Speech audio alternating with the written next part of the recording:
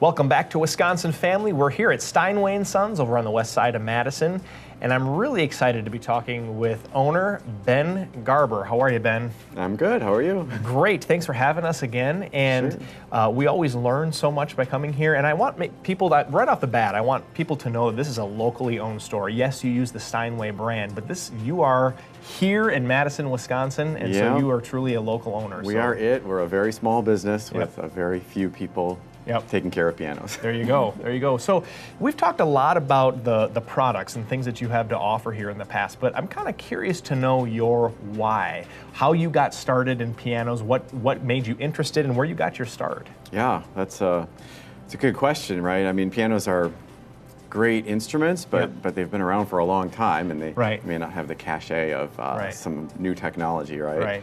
Yeah, I got started, I think like a lot of people, taking piano lessons as a child, 5 or 6 years old, with my mother, believe it or not. Oh, wow, okay. She was my first teacher, sort of a part-time teacher. Sure. And a hand-me-down spinet piano from my grandmother. Wow. So it was enough to get going, right? There you go. Between mom and grandma. Yeah, right? Come on, yeah.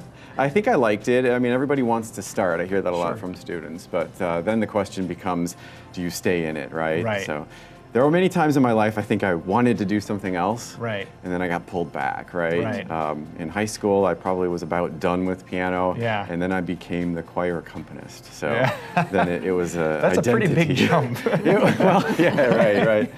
And then in college, I was a chemistry major. Okay. And then I decided I'd double major because I couldn't give up piano completely. Yeah. And so somehow I spent more time in the music building here at UW than in the chemistry building. So yeah. Anybody who is involved in music in college, that's just how it is, I think, is they spend more time there than... it becomes a passion. Yep. So Ben, you also have, I think, some unique talents in that you not only are a performer, but you know about the technology behind pianos, and what made you decide to do both? Yeah, it's unusual for people to be technicians, performers, and teachers, and it is kind of a blending of passions for me. The funny thing is, I grew up around engineers. I had a family of, everyone in my family was engineers, so I grew up learning how to take things apart and fix them, cars and bikes and houses and whatever, right? So when I was in graduate school, the idea of getting into the piano and repairing it and tuning it actually was pretty natural, pretty easy. Sure. And so there was a professor there that wanted to create a degree program, and I got kind of shuttled into that. A degree program for piano? For piano technology, Wow. That's pretty cool. It turned out to be pretty complimentary, actually, to play and service pianos, but it was just unusual.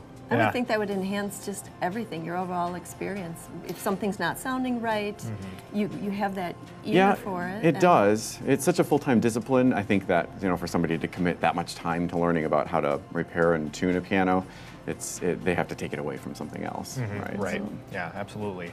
Well, let's talk a little bit about the importance of music in general. Why do you think that it's so important for people to invite music and pianos into their lives and their homes? Yeah, as a piano teacher, I've seen this so many times. I mean, there's a lot of different things that I would point to. One is this sort of left brain, right brain part, right?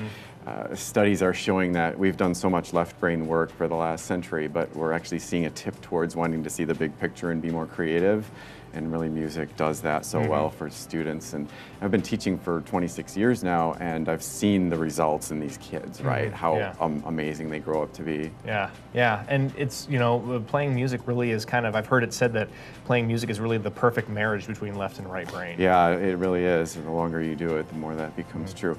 Turns out piano is very cognitive, so it starts out as fairly left brain intensive, but then as you do it longer, it becomes more creative. Wow. You're always looking at the big picture, the whole orchestra, as it were, the top and the bottom. Right. So that's what I like about that. Yeah. I wonder if a lot of things are actually like that because you spend so much brain power learning at first, and later it becomes more natural, and you can become creative in so many different things. I think that's true, yeah. So you mentioned teaching earlier, yes, and that's yet another thing that you do, and what motivated you to do that? You know, I always enjoyed being around children, so I like that part, and I'm really much better one-on-one than I am in large groups. So I like the idea of teaching. I really do prefer to share what I know. Once I've learned something myself, I kind of want to tell other people about it. So, you know, a one-on-one teaching situation seemed to be the right fit. I enjoy it. And how many years have you taught now? 26, 27, something like that. Wow. Wow, and I can see that in you, that you would be really good with kids. So do you prefer, how young do you start kids in lessons? The youngest I've started is 3. Okay. 3, 4 can begin if they're ready. Sure. Otherwise, you know, I would say probably 5 is more average. Sure. I don't know if this is a dumb question, but when you have a 3-year-old, are you using like a regular piano? Do they just have a little booster chair? Yeah, we can sit up higher if necessary. Yeah, Sure. I believe in just kind of using what we have, you know. We adjust as we go, so. Yeah, that's really neat. I like that. So here's the $1 million question, Ben. Literally, probably. You know, mixing passions that you were talking about earlier, what made you decide to actually open this store? Yeah, well, I was working, so right after graduate school, I had jobs at various Steinway dealers in the country, in Houston and here in Madison.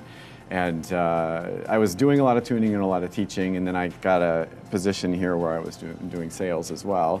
And I found that to be a nice fit too, because I was helping people make decisions about what they would bring into their home, as we kind of say, helping people avoid piano mistakes. Right. Really in all price points, not just about sort of high-level pianos, but even people that just want an inexpensive piano, but just don't want it to be a big paperweight. Right, yes, yeah, So. absolutely. Well, that's a good reason, I think. So you said that you worked in Steinway galleries in the past, and that is that why you chose Steinway here for this? That, and I had played on Steinways often as a child, and I was always inspired by the sound. It was just such a beautiful piano to me. And then as I learned more about the company, it's such a great piece of history for us. It's such a blending of art and engineering. It's been around for 164 years. I mean, how many companies have made the best product in the marketplace for that long? Yeah. It's a really astounding story. What a good point, yeah.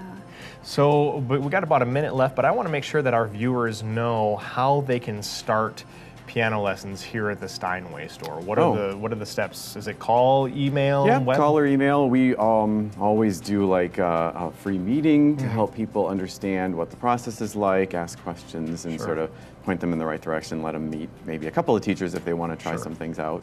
Sure. And do you have ongoing enrollment, or are there certain enrollment periods? No, yeah, anytime is fine. Okay. Yeah. And do the lessons happen here? Yep, here in the store. Okay. And for parents who maybe don't have a piano or something for their kids to practice on at home, do you provide that for the? Yep, well, we can do rentals. Right. So yeah, that's an easy way to get started if you want to rent something. And everybody thinks Steinway is expensive. We can rent pianos as little as $59 a month. Wow. And one thing I love about Steinway now is that we have prices in every price range, products in every price range. That's awesome. That's awesome. Well, Ben Garber, thank you so much for talking with us today. Thank you. And it's always a pleasure coming here to shoot the show. And we have been Wisconsin Family. We're here at the Steinway store. Thank you for watching, and we'll see you next time. The beat, clap your hands, let's take control.